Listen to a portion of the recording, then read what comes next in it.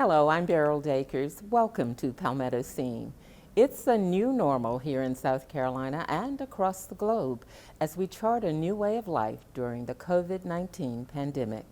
In our homes, our jobs, the business and education communities, every aspect of life as we knew it is changing, including the way we worship. Low Country ETV's Holly Bounds-Jackson shows us how some churches are pastoring through the pandemic.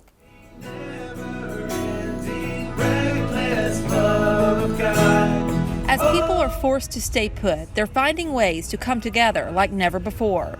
First Baptist Church of Hartsville is one of hundreds across the state stepping out of the norm to continue their ministry through worship and fellowship.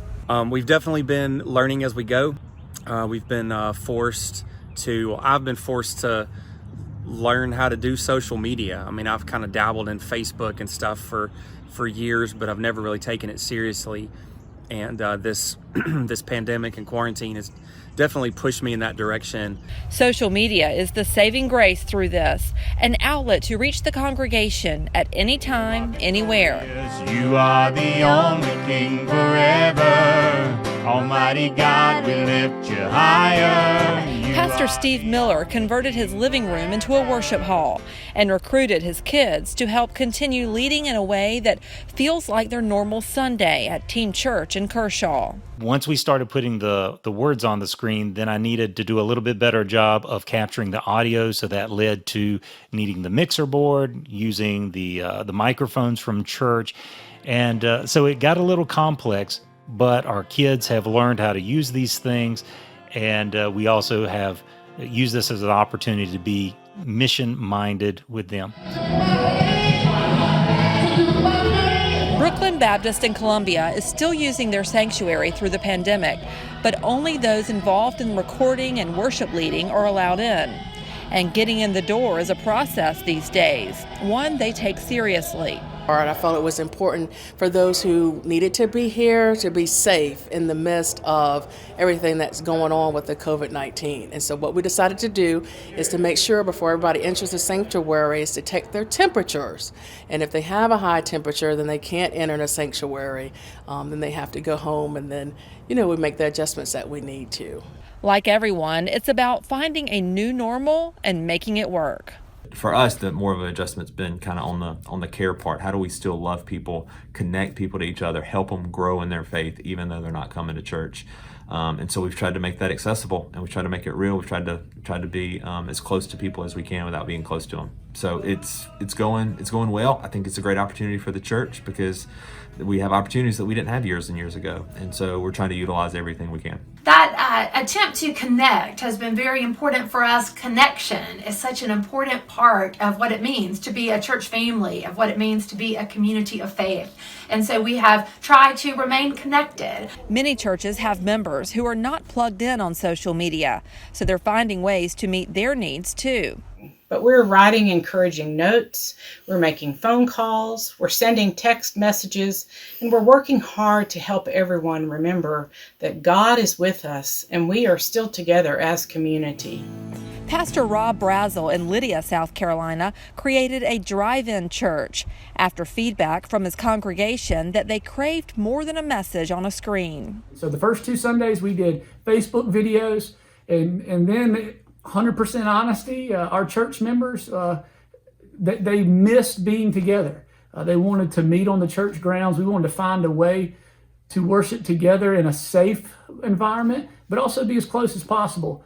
And so we moved into the drive-in church. And then for those who did not want to get out of the car, they could actually keep the door shut, the windows rolled up, and they could tune in on a particular radio station that was transmitting our service, and so they could listen in the car. And this Saturday, we're going to be giving away 500 bags of cereal. And they're finding unique ways to be the church, getting creative in their outreach, not letting restrictions slow the mission. And now we're able to take our outreach even further by collecting groceries in the neighborhoods in a safe distance apart from people. So in short, venture hasn't slowed down because of COVID-19. We've seen more opportunity because of this, and we actually appreciate the opportunity to share our story. For some, it's admittedly a time of stepping outside their comfort zone. When we learned that we could no longer gather together for corporate worship, I was disturbed greatly. One of the reasons I was disturbed is because our church worship had never been live streamed before. And I still got a lot of old-timey ways in me, and I had not yet come into the 21st century of social media and information technology as I'm becoming now. So I had some anxieties about it. I've come to learn that there are persons whom I have met in my preaching travels across the country who join us for worship. That's exciting to me. After 49 years, I'm experiencing something that's brand new that brings greater glory to our God. Connecting, serving, reaching out from afar as the weight to come together gets tougher to bear. May the Lord watch between me and thee while we're absent one from another. In Jesus' name, God bless you.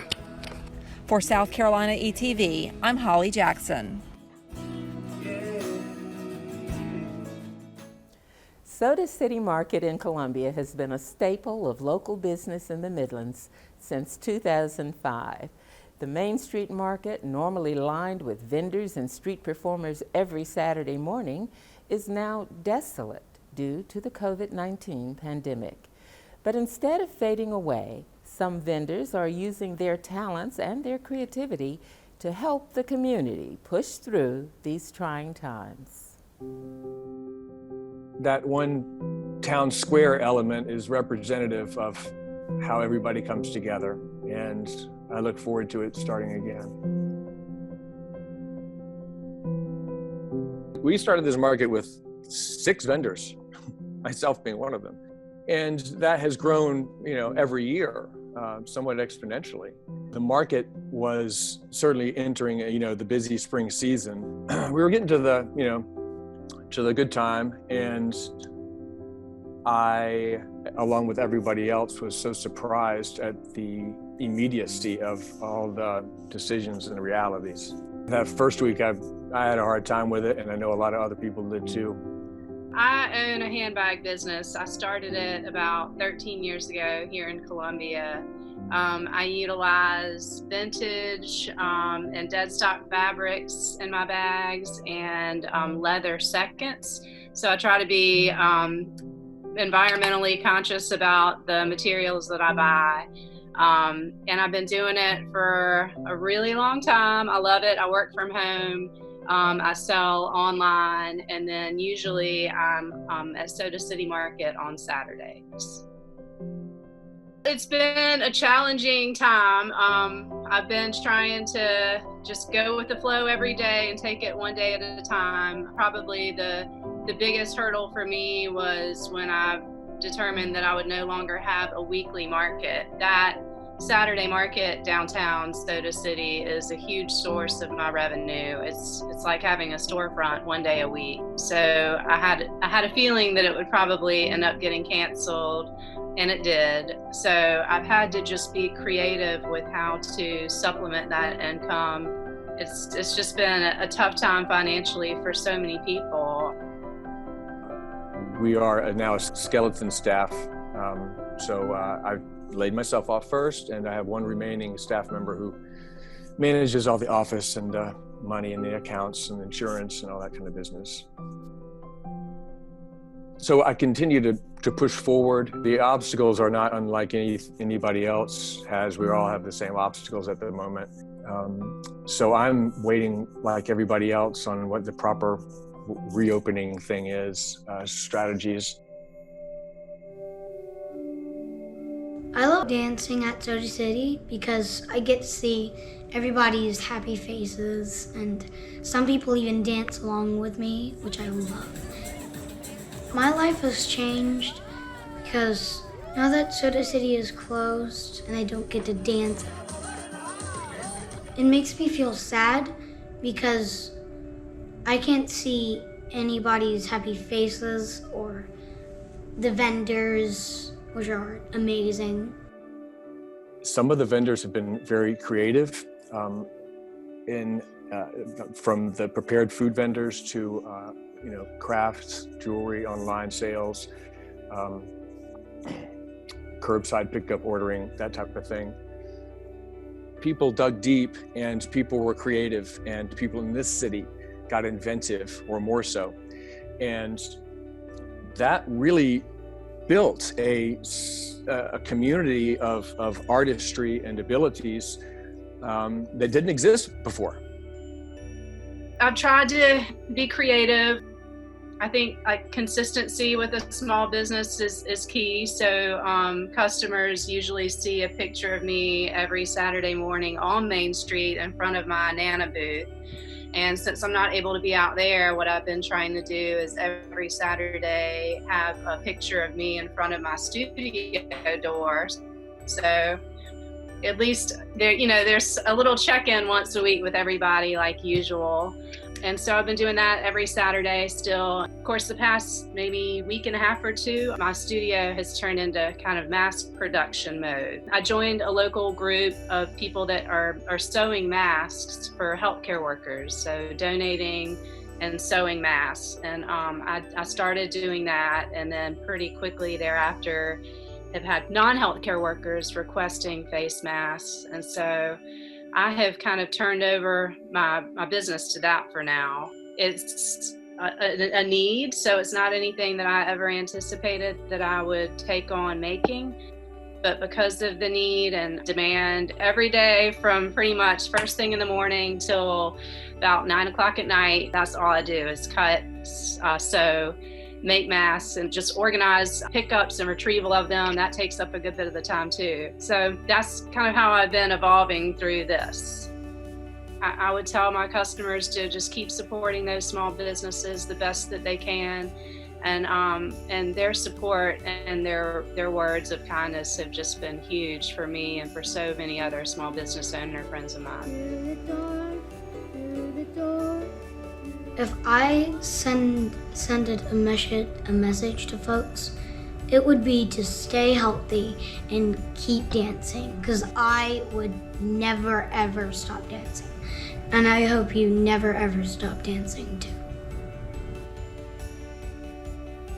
We miss you, and I know you miss your vendors, and I know you miss the atmosphere, and I know you miss the dogs, and I do too. And we'll all get back to normal at some point, and in the meantime, vendors above all are self-reliant, creative survivors. We can't wait to be together as a city again.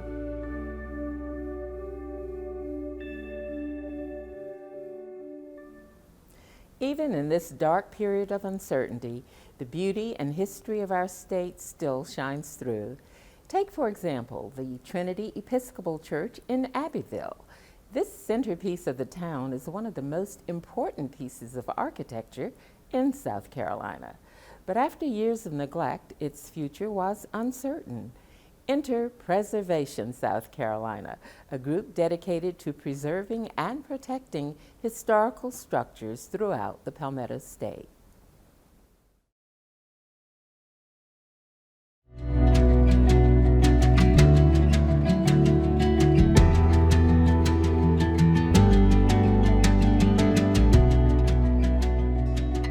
Since 1990, Preservation South Carolina has been the leading advocate for restoring and protecting historic places in the state. Historic places matter because they tell us who we were, which in a way tells us who we are and who we can be as a people and as a society. And so it's more than just going and protecting buildings. It's not about bricks and mortar. It's really about the story and the spirit of places, which really has to do with the interaction with human beings and people and the souls of people, because those buildings are really reflection of the intention and aspiration of people and citizens. And that's why it's important to save them, because they help remind us who we are. And in the South, nothing reflects our history like the sacred spaces found all around us. There is no ultimate spiritual intention than the old churches and synagogues and meeting houses, because these were the places in frontier South Carolina where everybody assembled. They were called meeting houses at the time. They were the center of the community. This is where people learned the news. This was the center of their world. And we saw the disintegration of the buildings as kind of a canary in a coal mine on a lot of other issues beyond just historic preservation. In Abbeville, at one time, Trinity Episcopal Church was the center of this small town. Today, it still stands tall, but broken. Completed in 1860, it was designed by South Carolina architect George Walker, who also worked on the State House. The church itself to the community is like the Eiffel Tower and the Mona Lisa all wrapped up in one. It reflects architectural magnificence. It reflects an aspiration that people see and they feel. And it tells the history of the community in a way that no other building does. The 20-foot tall steeple, the intricate stained glass windows, and the organ are just some of the reasons this Episcopal church is an architectural masterpiece. But like most historic buildings, age, neglect, and a lack of finance put a hardship on the church. Enter Preservation South Carolina and Bill Fitzpatrick.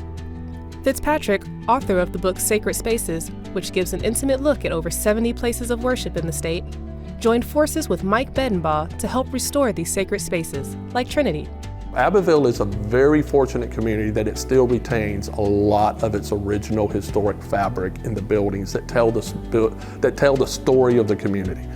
And whenever you have that, you have people willing to want to come because it's so rare and enjoy it. So Abbeville has the Opera House, has this magnificent square, and at the centerpiece of all of this visually is this magnificent church. And so one of the biggest advantages of having this church here is it is one of the leading reasons people come. One of the first things they do is when they come to the square to come down Trinity and look at this magnificent view of this. In the next approximately 5 years, Bedenbaugh hopes the restoration will be complete. We expect if George Walker was to come back, he would be able to look off of his spiritual little drawings that he had designed this place to be and look up and recognize and be proud that it's still here. But restoring this sacred place is much more than just about the brick and mortar. We really see it as the voice of the space. It is the voice of the space, and to have it all put back together, just cannot wait to hear it sing to us again. Now, usually at this time of the year, thousands of people would be descending upon Charleston to enjoy the sights and sounds of the world-renowned Spoleto Festival USA. Although this year we can't indulge in the wealth of art and culture that Spoleto exudes, we can take a look back at a previous visit to a place where the beauty still exists. That's behind the garden gates of the Spoleto Festival.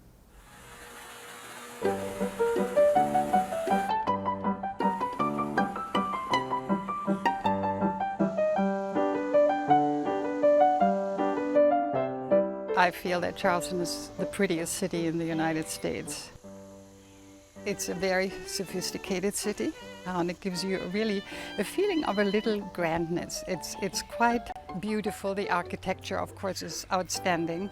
The gardens are so beautiful.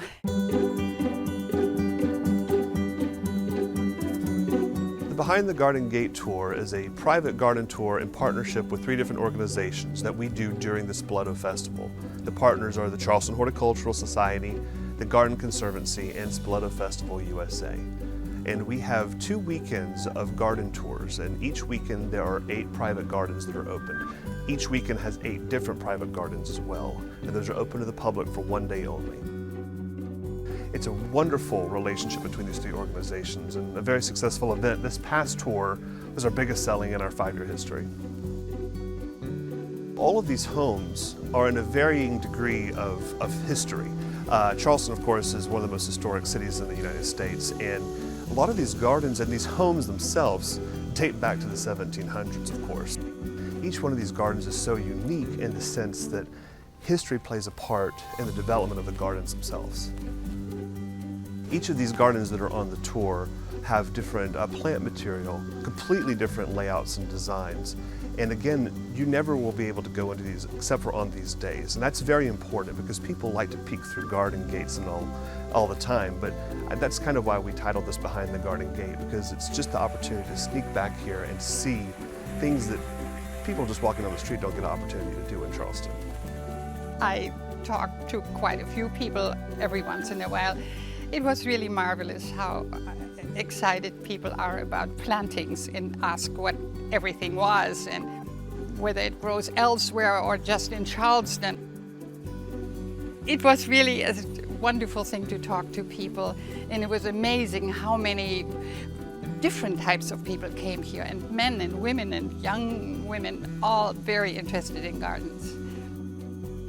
Charleston not only is just rich in its history, but is also such a beautiful location. The tropical atmosphere of Charleston allows us to plant many different things that people around the country can't plant in their own backyards. But they can come here in Charleston and see all this wonderful array of varieties of garden material and plants. And not only that, they see them in these beautiful historic garden settings. All I can say is that I'm very happy to live here, and I feel very fortunate to have a wonderful house and garden and sharing it with other people.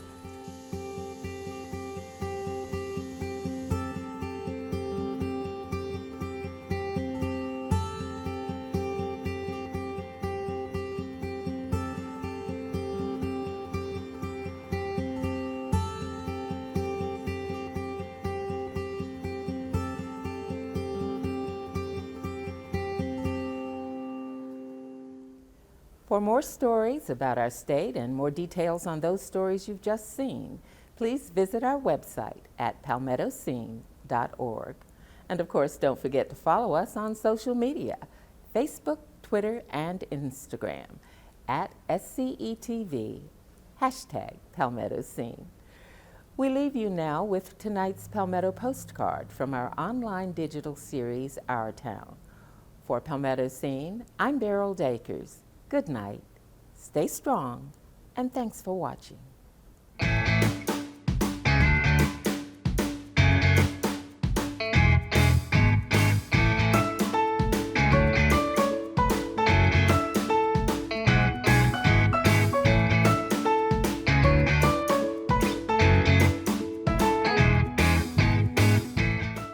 Chirot is home. It's just unique. It's a pretty town. Our slogan is the prettiest town in Dixie. Well, I was born here, and I don't mind saying my age. In 1940, I stayed here through high school, attended college in Baltimore, Maryland, and I taught in Georgia a year after graduating, came here and taught 4 years, and decided I wanted to go back to the big city. But my love stayed for Chirot because it's home. It's not like being in the city. A small town, they're there for you in time of need. You're on a first name basis with everybody, so the closeness here, to use the teenage word, is awesome. So I have those close connections with here. I traveled all over the world, but Chirot will always be home.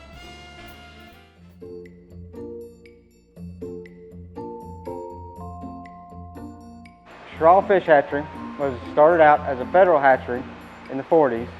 It transitioned to a state-operated and run facility in the late 60s, early 70s. We raised largemouth bass and smallmouth bass, which we are the only producer of smallmouth bass in the state of South Carolina. We have 31 production ponds on site, ranging from a 1/10 acre to 1.5 acres is our largest pond. What we do is we have, I guess, a quota, so to speak, of what our production needs are. And so once those production needs are handed down to individual facilities, individual hatcheries, we look at our quota, we look at our available pond space, and we delineate those pond spaces to produce the number of fish and or the size of fish that we need to produce. Once we harvest those ponds, we achieve our numbers or we count our numbers. They're distributed throughout the state to different public bodies of water, whether it's a public lake or public fishing access of a river.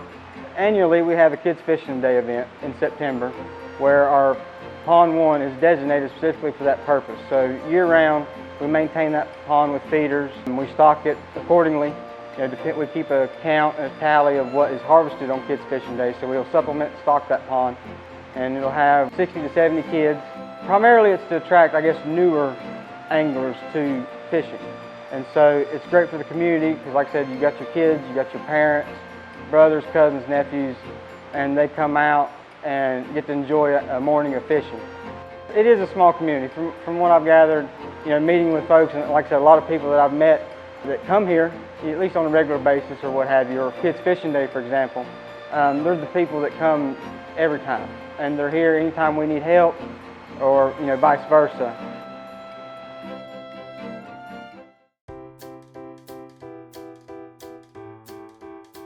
The town of Sherrill is just so quaint, so friendly. I'm originally from Asheboro, North Carolina, and it reminds me a lot of my hometown, just a little smaller scale, but a lot more history here in Sherrill.